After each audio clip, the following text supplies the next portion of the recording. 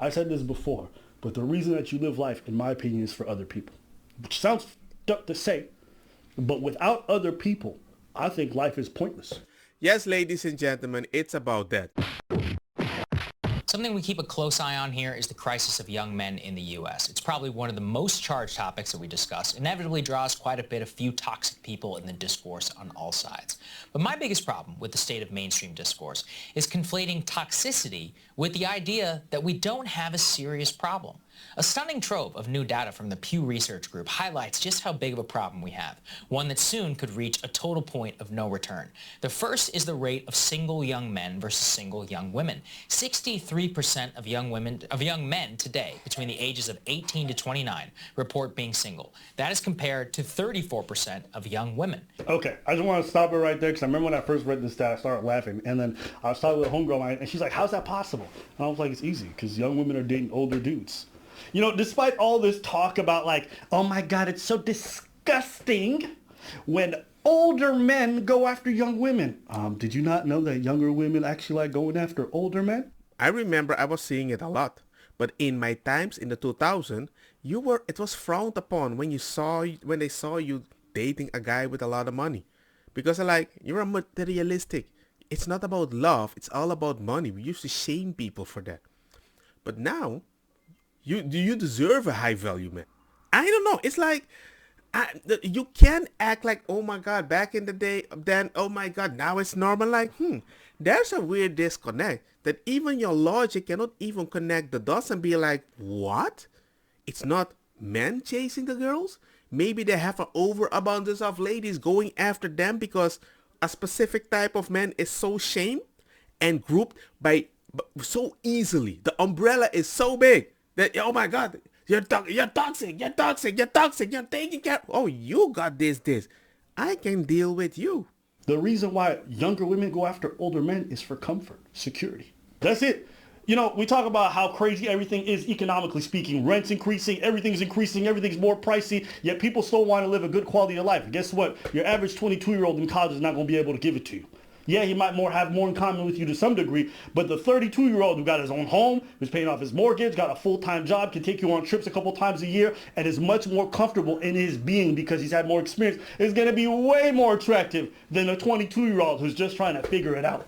When I was in my 20-somethings in the beginning, by the time I kissed my first girl, I think I was 22, everybody kissed and had way more than me. The only reason that I was lucky is because I actually met a woman in a medium income stable family with mommy and daddy, and she understood common ground between two people. I can tell you this, dating at 32 is the easiest thing ever in my life now. Dating at 22 was a fucking struggle. Do you know how hard it is to try to invite a girl back to your mom's place or your rundown little apartment when I had one? Not the easiest. Not the easiest. I sure as hell wasn't confident. What did I have to be confident about? Got very little money, got only a half decent job, and I'm still figuring out who the fuck I am. So of course, these women are going to go for older men. So that's why I always laugh and be like, ew, so disgusting. Why would these older guys ever want to be with these younger women? Because these younger women are aggressively going after these older guys. And as a man, when you're being desired by a woman, it's actually pretty appealing. It feels good. What do you think about this stat and this number? I agree. It's like, ew. Have you been out? When somebody is like, ooh, I like that, you will start seeing way less negativity when you realize, damn, you're going to give me that? I don't get it. Like, do you even go out? Do you hear people talk? Do you see people at concerts? The people that buy concert tickets is women. The people that scream at concerts, women. People that try to go backstage for men performers or women performers, women. Women are big time consumers. And then you're surprised that you are chasing men for that reason sometimes that we see consistently. And at the same time, we're not supposed to talk about it because if we do, we're being toxic. If we talk about the amount of people that are single, you're like, that's toxic too. I'm like, these guys have nothing. So the fact that we want to just point it out that we need to push a more beautiful image or respectable image for people in such situation, that is also for some authors seen as a negative way. as if no, they are part of the group that is taking advantage. I'm like, you're labeling everyone. And I'm like, I don't want to blame people, but I want to blame both. But I just see a specific one isn't comfortable talking about it. And as a person that I understand it, a man, I mean, you don't know my truth. You can't be saying, yeah, that's from a toxic. I'm like, yo. I think this has like a much larger effect because one of the other stats in the Pew Research said something like, I think like 52% are not even interested in trying or care to try. And when you look at some of the reasons why, they feel like it's too expensive. They feel like they're not good matches. They feel like society's not good for them, whatever. When you look at the MGTOW movement, I remember when I was talking about this maybe 7 years ago, everyone thought it was a fucking meme. But society-wise, it's expected for you to do so much for so less and still be happy when you're seeing other people being promoted way more for doing way less. It's so demotivating that even as a person that respects marriage and all this stuff, the way I'm going to handle it for my kids, I'm going to look for that little church girl for my son when he gets bigger so they can date. It sounds stupid, but the way I'm seeing it, I'm like, I have to help, especially in Spain. It's the same issue. All girls advocated. Oh man, I don't care anymore. I want to play PlayStation. And it's happening more and more. Men have checked out of college. Men have checked out of dating. And what ends up happening is right now, it doesn't seem like such a big problem, but there are only so many older men. And a lot of these older men are married to women their own age. And so for the younger women who want to get with these guys, they're not always going to be available. So you're going to have a sexless generation at some point, or a large chunk of it being without companionship, without any kind of intimate relationship. And I'm sorry, but anybody who's been able to benefit from the upsides of being in a relationship, the proximity to being someone, to being touched by someone you love, to have people you can actually share that stuff with every day in a close relationship, you understand its benefits tremendously. If you go through life, your entire life without it, you're missing out on one of the biggest parts of the human experience. I don't care what nobody fucking says about, oh my God, being single is so much less stress. Yeah, it's also less happiness. I've reached that point that I cannot relate with any kid that I want to explain something about their future. Because whenever they see me, they consider it a slave job. And I thought it was weird. I thought, dude, you're seeing it wrong. But if I put myself in their perspective, what they have to do to reach my situation, not the idea to taking care of a kid, the job of reaching my position, chill house, 2 kids, they're like, no, I'm not gonna do that for a lady when there's so much option out there for both sides. It's an unfair game for so little. Because I gave up in 2000. If I didn't meet a woman that wanted to meet a black man because my nephew forced me to go in a disco and told me stop being yourself and be crazy like me, I would have not been there. Now guess what? If the majority is like me from the 2000, now I wouldn't even do this. I would just chill at home, play games, and relax and watch other people. But hey, I have porn on the internet every day. To this day. I was happy for years as long as I don't have to play the game because it's way more better in my mind at that moment than I thought.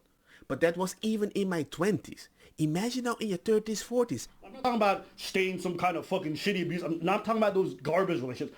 Preach, you could speak to this. The idea of being single in comparison to where you at.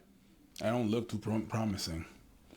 Just this world is not made to be single. The world, the way it's made is not, if you live in a big city, or even a city at all, go for it. Everything is going to be like all the price of everything is much more expensive. So 2 income is better than 1. I mean, I was never good at math, but this math I understand. 2 income is better than 1. At the end of the day, it is what it is. And with the chores and everything that you have to do around the house or stuff like that, it's better to be 2. My life is freaking easy. When something goes wrong, I always can depend on my wife. Hey man, can you do me a favor? Hey man, I don't want that life. My life is a favor to my wife. Do you understand that? Just like her life is a favor to me. We don't ask, we just do. Sometimes you're like, y'all motherfuckers should split. Y'all motherfuckers don't love each other. and I'm not necessarily talking about my parents, but I've seen that happen in a lot of families. How motherfuckers don't love each other. And then you wonder why. Why they stay together? How couldn't that? I understand now. Oh, now that I'm an adult, I get it now. When you get the bills and you got the kids and you're like, I could split. But let me stick on together because I'd rather stay together and be here and not be as happy. It's better be with someone and not happy than be with someone with nobody and be miserable.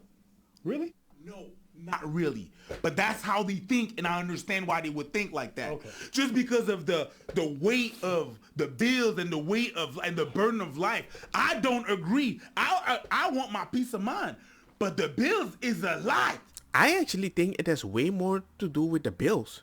Because you made a specific decision to be with that person and you made the baby, and the idea that you can bring a very unstable life in your kid's life, some people would do the work to extend it, be as calm as possible in an unstable moment in their mind, not in their action, and hopefully things calm down and you can fix it. That doesn't exist anymore. And I know a lot of people tried this and it got even worse, but that's the thing. We don't have like places that helps you and listen to both people. You know how much money it costs to be in a therapy session? It's like we're helping everybody, but we're not having people we don't help them to be a team. Everybody's like, you're blessed, you have a teamwork. I'm like, because we talk about everything. And the first thing I keep hearing, yeah, but men don't talk. Men don't talk? Do you know how many people told me that women are always better at taking care of a baby?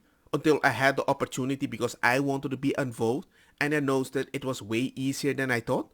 We shouldn't always argue by the worst standard possible. And I think that's what a lot of people do in this because they've had some bad relationships. And maybe there's things about yourself that you need to fix. Maybe your selection process is trash.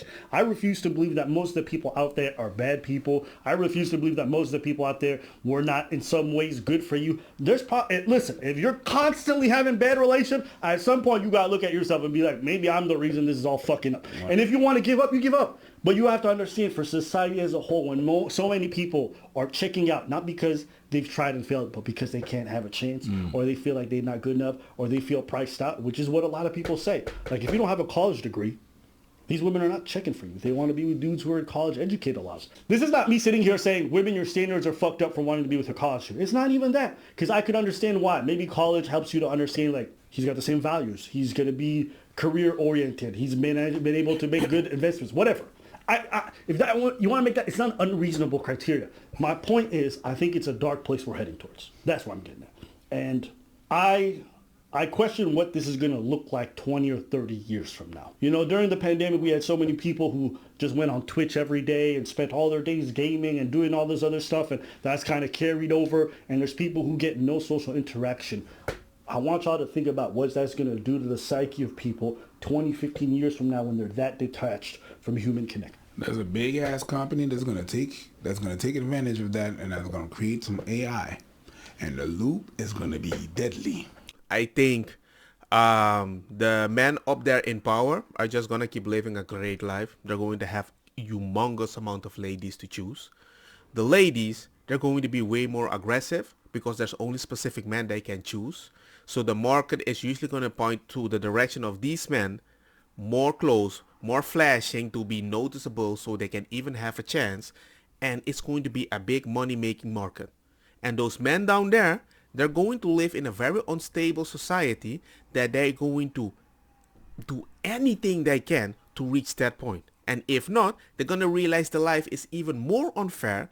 They're going to relate to more people. And whenever you're in between that, if you're not in the proper community, it will destroy your life. Even in Spain, at my church class and everything, we had some South American men trying to have a normal life.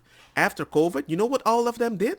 They bounced. Because they were living that Twitch life behind the PC, not meeting anybody. It was like, this is the most horrible world.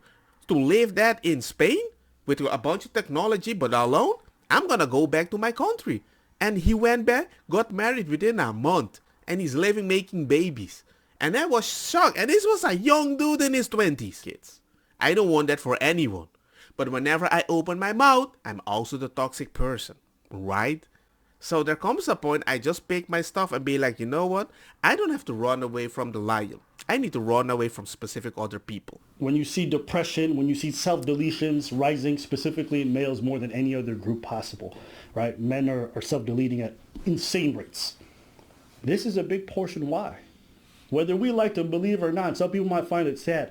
Having a family, having a partner, those are actually very valid reasons to live on life. I said this before, but the reason that you live life, in my opinion, is for other people. Which sounds f***ed up to say, but without other people, I think life is pointless. Without my family, without my loved ones, without the people close to me, I have literally no reason to be on this planet. None.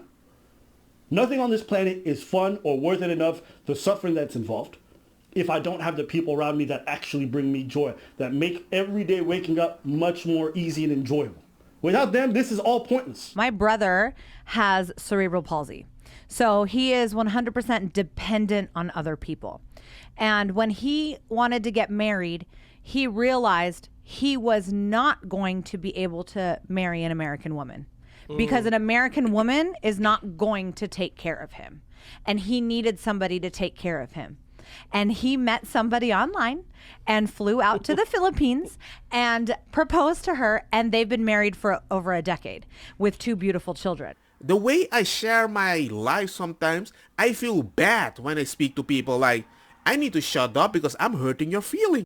It's like I have a beautiful story life like Netflix. I'm like, yo, it's way easier than you think. You just need to say this value. But now I'm realizing they don't even understand that because they don't see it on a daily basis. I'm like a unicorn. And it's sad. How can it be normal that I'm a unicorn? I'm black. I'm not a rainbow. But damn, man. But anyway, I don't want to make the video too long. Let me know what you guys think about the whole situation. But I do think we need to do something about it because I think there was an experiment done to understand this. The study was about having a few mouse, whatever it is. It's an experiment. You can find it on YouTube. But the point is they gave them all the food they wanted. The animals started thinking just like us. The men at the top, combing, no more fighting. The men at the bottom were all fighting, bleeding and everything. And the ladies were fighting too to reach the men at the top. But the men at the top were like, I have everything I want. I don't want to engage with you guys, people, anti-socials and everything. And they were thinking, is this going to happen again if we do it 20 times? Yes, 20 times, grow. And then when they reach about 300 days, they start killing each other, not making baby, and society disappeared. Without my family, without my loved ones, without the people close to me, I have literally no reason to be on this planet. So let me know what you think about that situation because I'm like, our future doesn't look good. I know we're not animals, but sometimes when I think about it, we do act very much like crazy rodents. But that's just my take. Let me know what is yours.